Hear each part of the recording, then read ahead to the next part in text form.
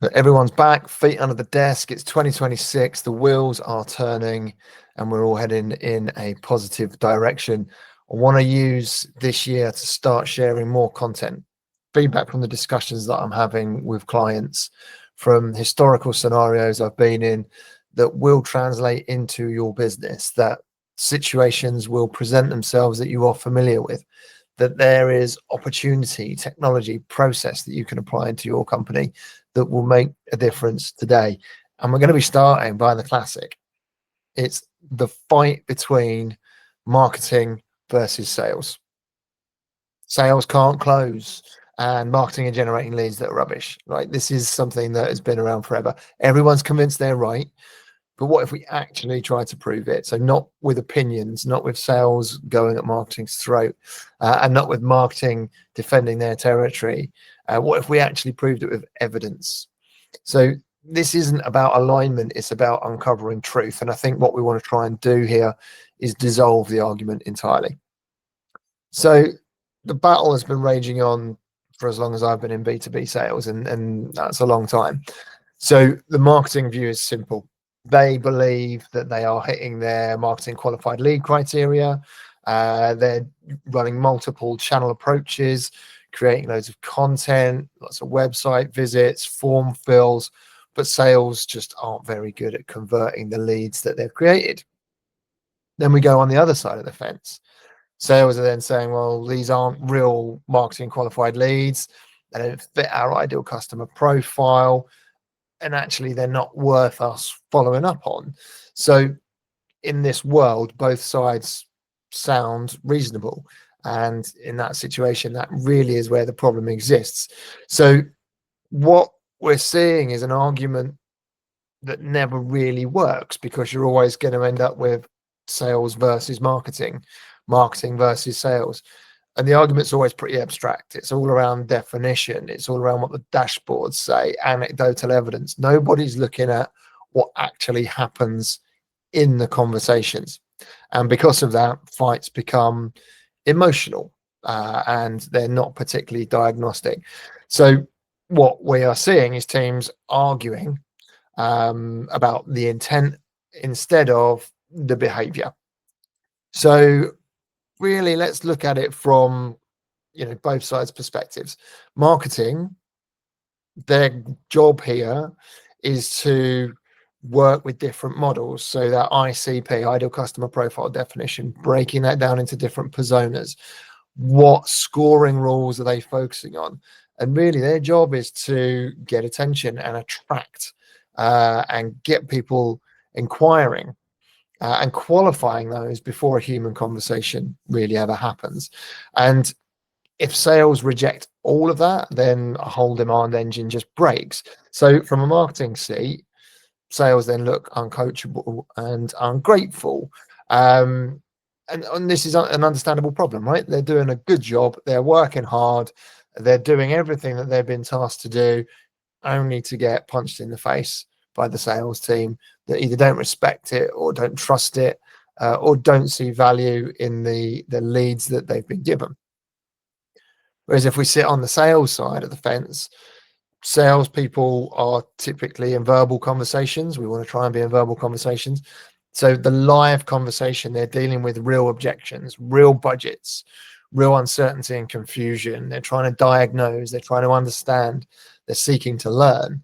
And ultimately, if something doesn't smell right from the outset, reps are going to disengage fast. Now, you could say that there is an opportunity to dig deeper or build a relationship, but let's just take it at face value from now. So from a sales seat, marketing looks like they're detached from what the sales team are working towards. So everyone's fighting a different fight. So there isn't this, dare I say it, synergy, this joint effort in going in the same direction for the same goal.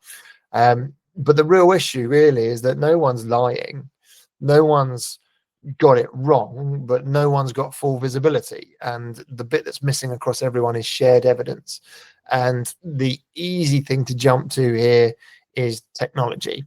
But that's not the hardest part. The hardest part is actually agreeing which elements of the marketing effort and the sales effort are going to be measured and how they're measured.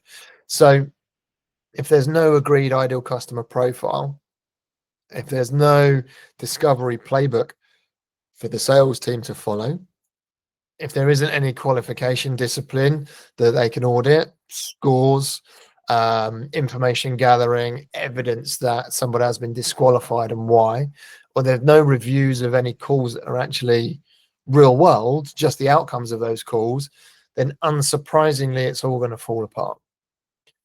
So what we want to do really is settle this and build a stack that creates evidence, right? So we want to find a solution because marketing want to be generating leads that sales want to close. Sales want to be on the receiving end of leads that marketing have generated. Everybody agrees it's the same thing, and we go. So what everyone needs to agree on is who is our customer. So who is that ideal customer profile? Now, this isn't just a slide. This isn't just a one-liner. This has got to be something you can test against in calls.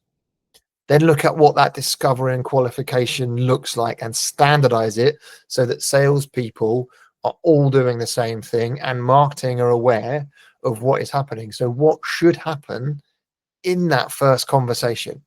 What are reps doing when they're engaging with an inbound inquiry, when they're engaging with somebody who's asking for more information?